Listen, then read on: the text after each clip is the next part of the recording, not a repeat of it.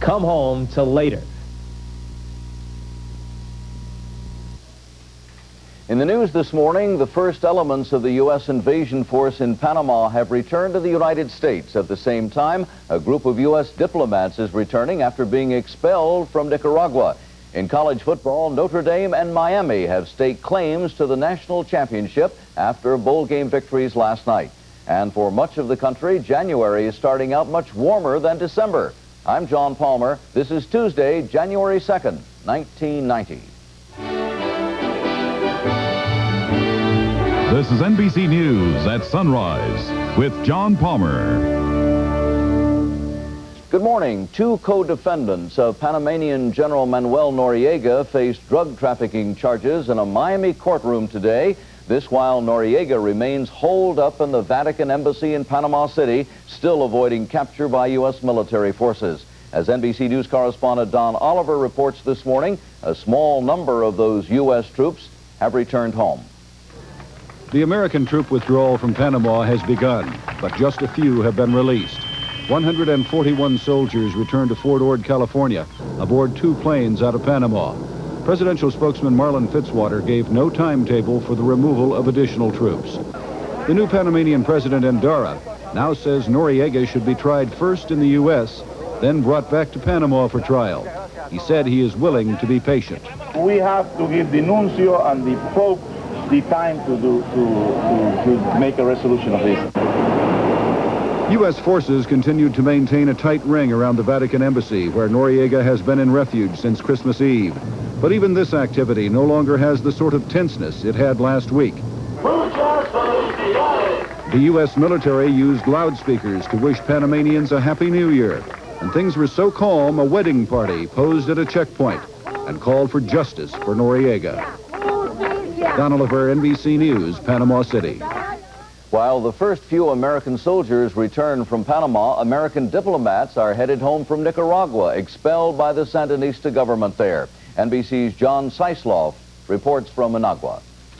The American diplomats and their families headed back to the United States late Monday, caught in the middle of a diplomatic confrontation between Nicaragua and the United States.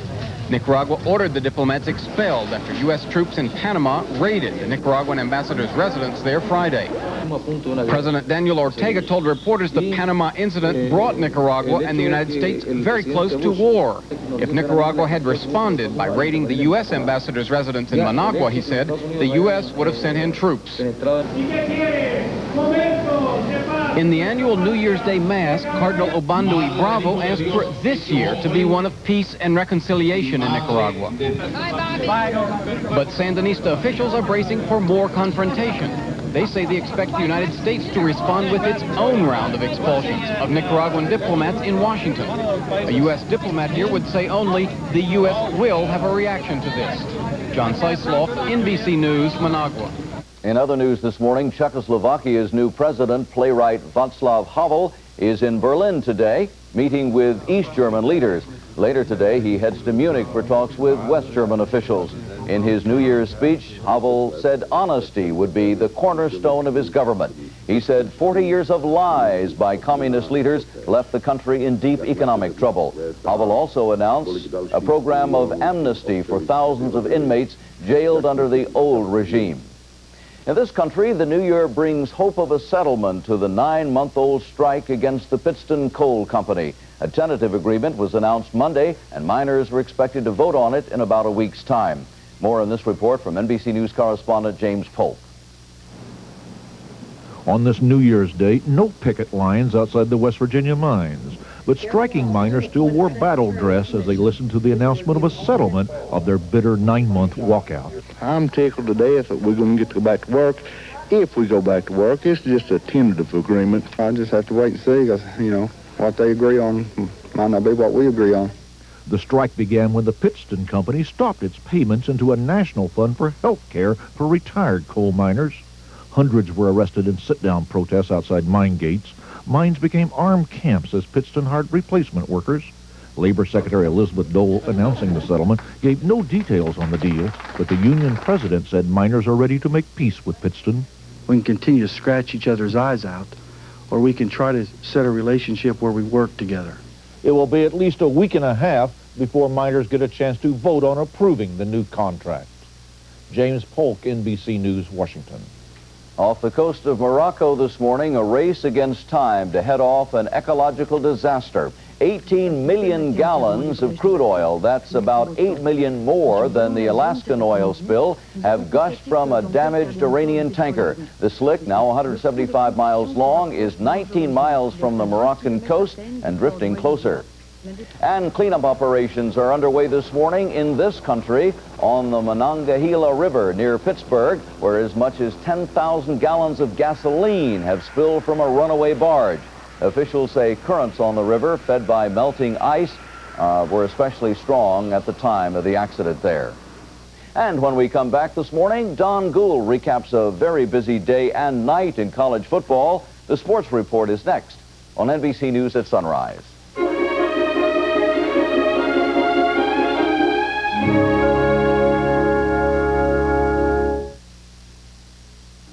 It was Dean Witter's personal philosophy of success.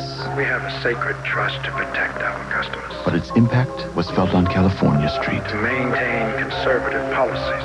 on Lincoln Street, and Acorn Street. To put the interest of our clients first. Dean Witter put principles before profit, people before portfolios. There are many ways to measure success on Wall Street. We measure success one investor at a time. Dean Witter, a member of the Sears Financial Network. Saturday morning in Ford County. I see you got a new Chevy. Yep. That's a pretty smart buy when you amortize the cost of depreciation as it relates to inflation in the GNP. Yep. In fact, when compared with Ford Ranger, Chevy S10 has held more of its value model years 1984 through 88. Yep, and they say they've been worth more when you trade them in, too. A tradition of higher resale value. No wonder people from Ford prefer Chevy trucks. Nobody's winning like the heartbeat of America. Yep. Send up a crow's foot. Give me an Applejack.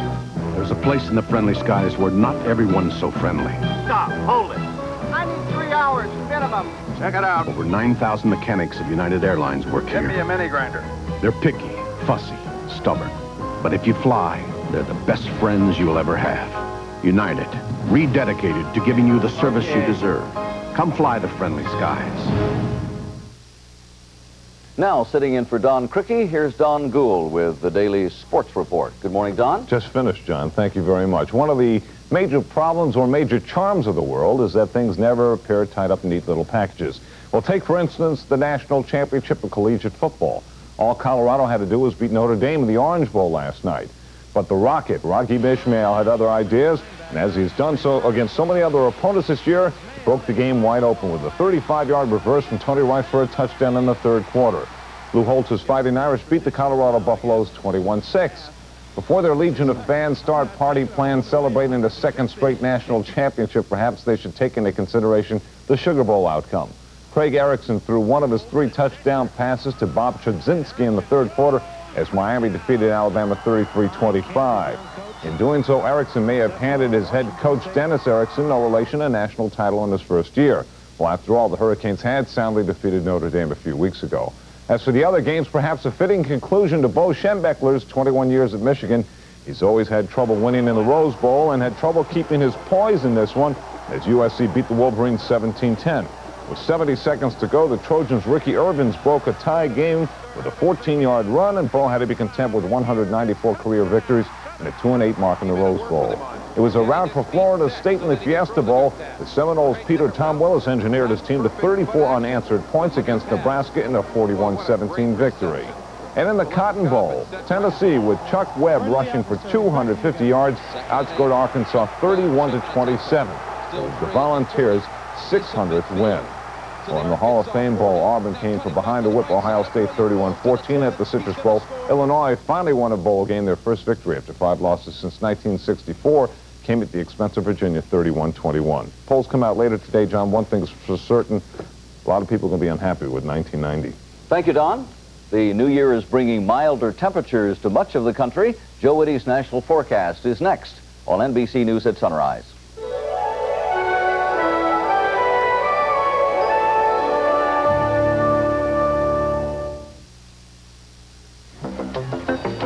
The evaluation committee is in your office. This is my husband, Paul. He's under a lot of pressure. But now he's taking charge of his health, eating right by cutting down on cholesterol and saturated fat. That's why I cook with Puritan, with no cholesterol and proven 94% saturated fat-free. Better than any other kind of oil. Your wife calls sneakers before dinner? Hey, Mr. Principal, carry your books? Anytime. Paul's feeling great, and I am too. Puritan, make it your oil for life. Would the Folgers Crystals restaurant switch work in your home? Mrs. Oliver tried. I got up first and went down to the kitchen. But instead of using our brewed coffee, I used Folgers Crystals. I took a cup up to Greg. Then I waited for his reaction. I thought it was freshly brewed coffee. Totally unaware, totally surprised that it was instant coffee. As the coffee was coming out, I could smell the aroma. I said, I think I got a winner here. It was great coffee. Yeah, what? I'm glad I was tricked. Folgers Crystals, so dark and rich. Why don't you try the switch?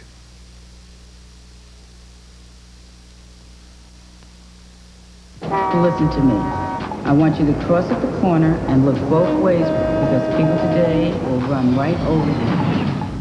Today, the streets are even more dangerous than you think. You like flying? I got something that'll really make you fly. So talk to your kids about drugs or somebody else will. If you've been out of school for 10, 20, or even 50 years, it's time you went back. Not as a student, but as a volunteer. Your knowledge, your concern, your love might make the difference between a youngster going wrong or going on to a successful and productive life. The more you know, the more your schools need you. So find out what you can do, and then do it.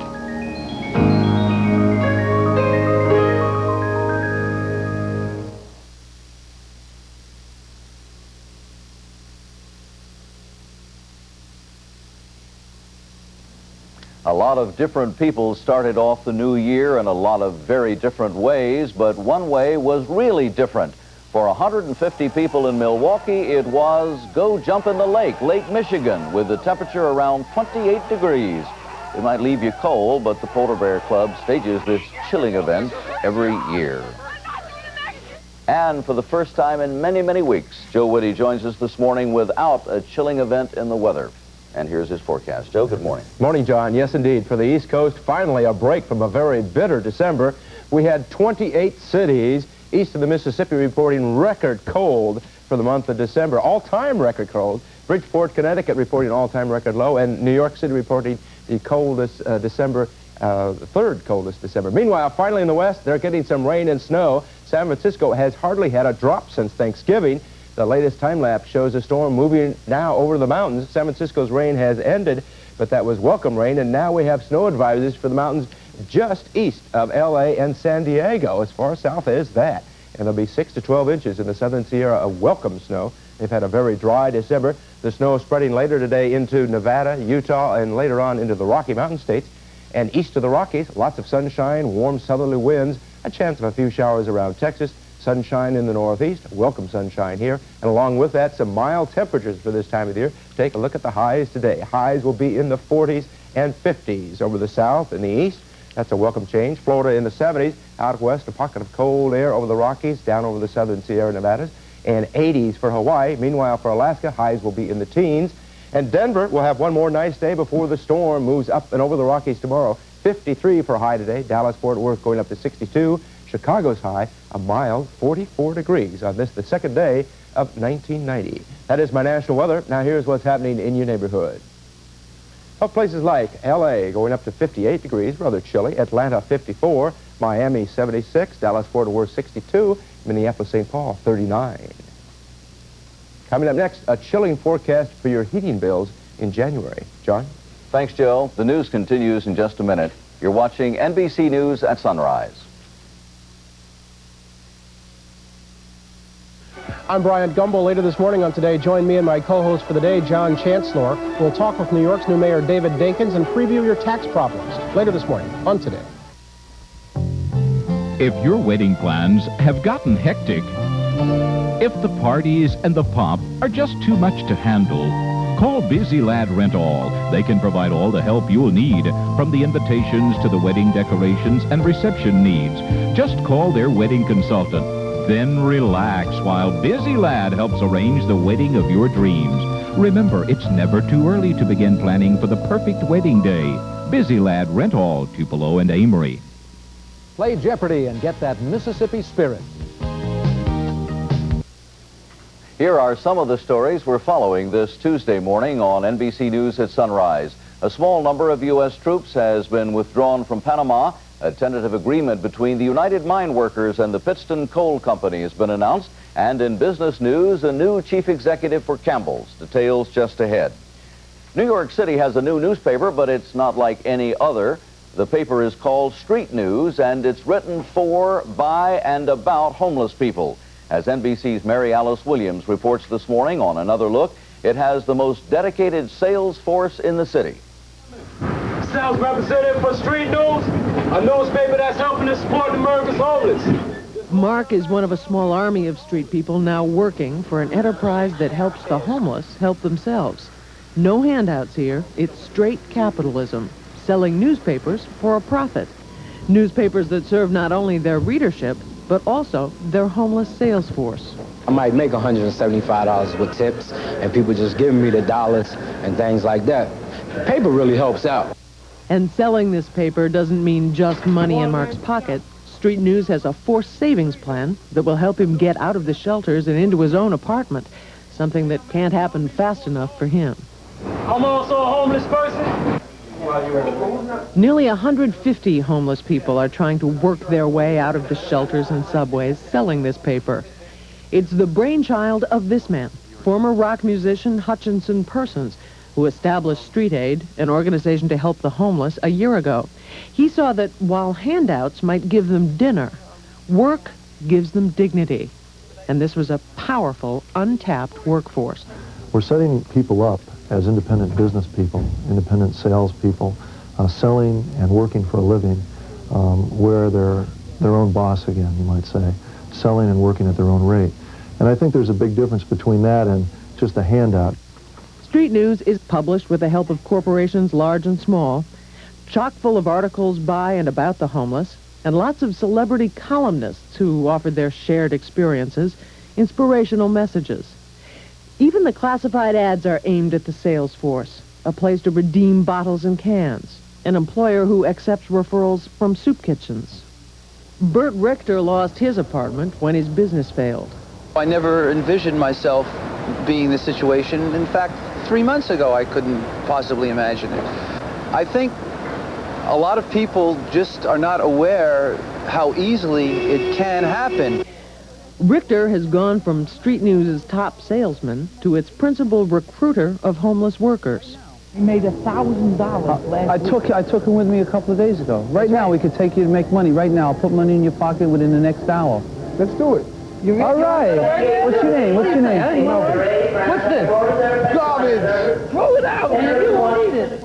The homeless get their first 10 papers on credit and sell them for 75 cents each. They use that money to buy more. A salesman who really hustles can make a couple $100 a day. A nickel on every paper goes into an account that can be spent only on housing. The thing is to make sure that people start by getting a place to live, and that's what we're oriented towards, is trying to get somebody off the street, out of the subway station, off the cardboard, and into their own place that they care about and they take pride in. Before I came homeless, I looked down on homeless people too. You know, like just walk past me, they didn't exist to me. You know, but now that I'm there, I know what it is. Being homeless, it's a hurting feeling. Mary Alice Williams there with Another Look. I'll have more news. Connie Mitchell will take a look at Wall Street, and Joe Whitty has another look at the weather when we return on NBC News at sunrise.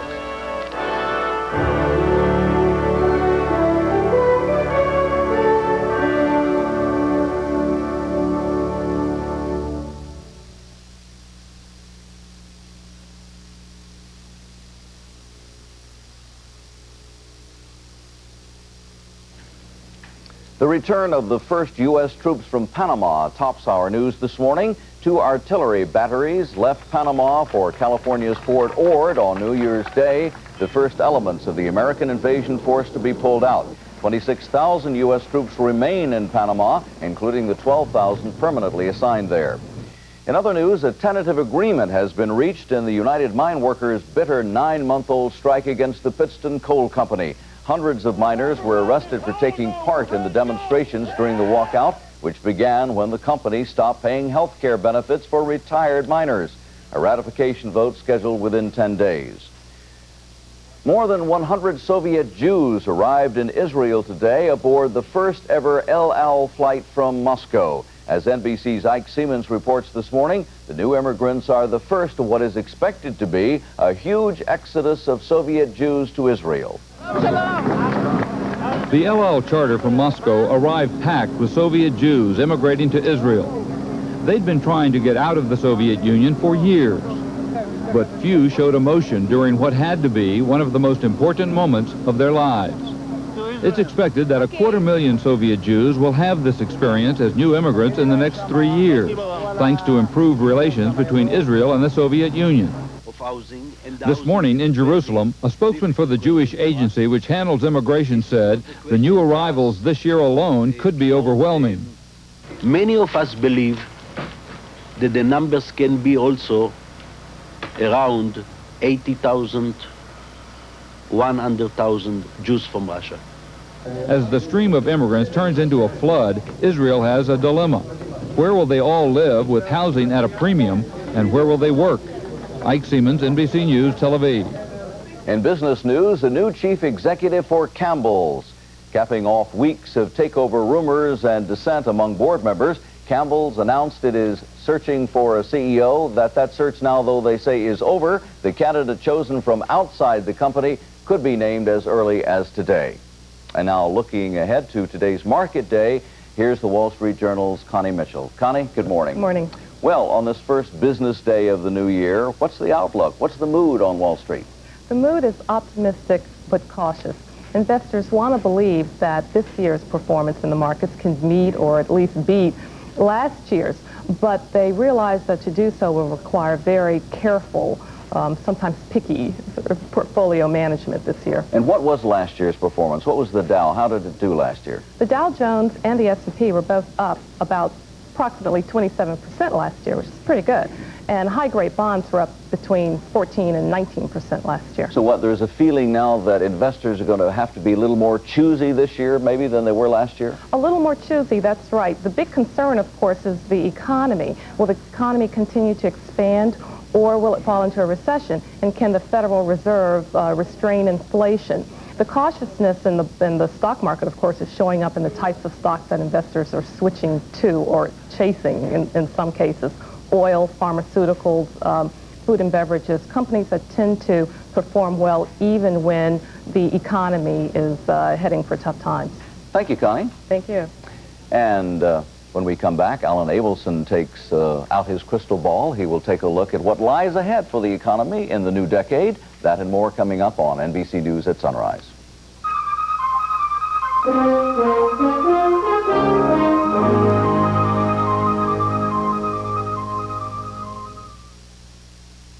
At 7 p.m., how much does it cost to have Grandma in Philadelphia hear the first words of her grandson in Boston? Well, this may take a while.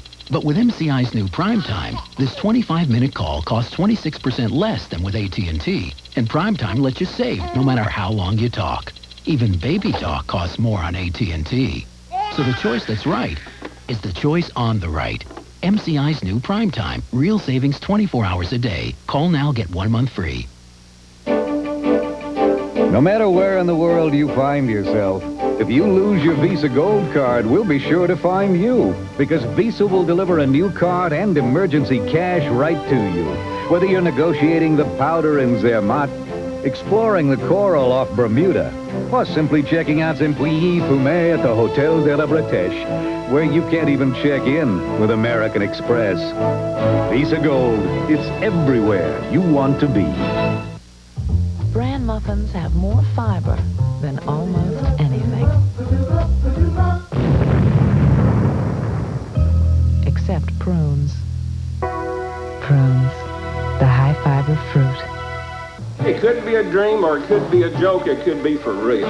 It's for real. Bob Castleberry won $10 million. You can, too, if you enter the Publishers Clearinghouse sweepstakes fast. $10 million, you know. But I can handle it all right. There's a general consensus among economists that we will escape a recession in 1990, but our business reporter and Barron's editor Alan Abelson, never one to merely go along with what is fashionable, has some different ideas about that, and he joins us this morning. Good morning, Alan. Morning, John. You can tell that by my dress. Happy New Year. And the same to you. You're going to ruin it for us this morning by saying we're going to have a recession? I'll be very general. I'm afraid, you know, the economy is much like a marathon runner, John, who has cramps in both legs. Most economists, as you say, think the thing is going to stumble along and continue. This will be the 8th year in a row of higher economic activity. I'm afraid I don't see that. I think the basic problem is twofold: autos and housing. Autos, of course, are really in trouble. They've stalled now for months, and I don't see this 1990 year being a very good one for the automobile industry, and yet autos and housing have been the things that have driven the economy ever since 1982. Well, why do some economists, a lot of economists, think we're going to be able to escape it, at least for 1990? Well, they're great at looking in rear-view mirrors. That's the way. They have trouble forecasting the future. It's the only thing they have trouble forecasting. And I think the trouble is with economists is they tend to think that they extrapolate trends. They tend to think that everything that is will be. I think they don't realize how important it is the economy has really been as far as autos and housing goes. I don't think that they realize that there's been terrific excess. They point to low inventories, but the kind of inventory we have is financial, John, and it's all debt. And what about Alan Greenspan, though, and the Fed? Is there a lot of hope that they can steer us through this well, thing? Alan Greenspan was very nice at accumulating statistics. He was very bad at reading them as an economist. I don't think he's improved any as a Federal Reserve chairman. I think he's trying hard, but I don't think any chairman, and much less he, is going to be able to do it. I just don't see this as a very good year for the economy, John. Do you see a short or a long recession? I think that all depends. It depends on how quickly Mr. Greenspan moves. Right offhand, I'd say it's going to be in the balance. It's too tough to call. Alan, Happy New Year. And here's Joe Whitty. Joe? Another happy note about economics. Record cold in December put 28 cities in the East at record colds for the month of December. Oil prices went shooting up, so we're very interested about the outlook for the next month and the next 90 days. The outlook says the Northeast is going to stay frigid for the month of January and still dry for the ski areas despite today's snow out in the West. And the extended outlook for the next 3 months is not much more optimistic. Very cold around the Great Lakes and the East, cold dipping way down in the West. And also in the Rockies, we have a chance of some snow, but still relatively mild out on the West Coast. Now for today, short-term weather, expect some airport delays at Los Angeles with some morning rain. Phoenix has a chance of thunderstorms. Houston has a chance of some showers. Travelers over the western mountains, the southern Sierra Nevadas, and also the southern Rockies will find themselves with some heavy snow. Travel with care on those icy highways. John? Thanks, Joe. In Austin, Texas on Sunday, Mary Tolson went into labor. Her pregnant sister, Joan Thompson, drove her to the hospital, and she gave birth to a boy. That was just the beginning, though. A few hours later, Joan was back at the hospital, driven there by another pregnant sister, Carol. Joan had a boy, too. Well, you guessed it, shortly after the new year arrived, Carol went to the hospital and gave birth to twin boys. And you think you had a very busy holiday. That's NBC News at Sunrise for this Tuesday morning. I'm John Palmer. We'll see you again tomorrow. Have a very nice day.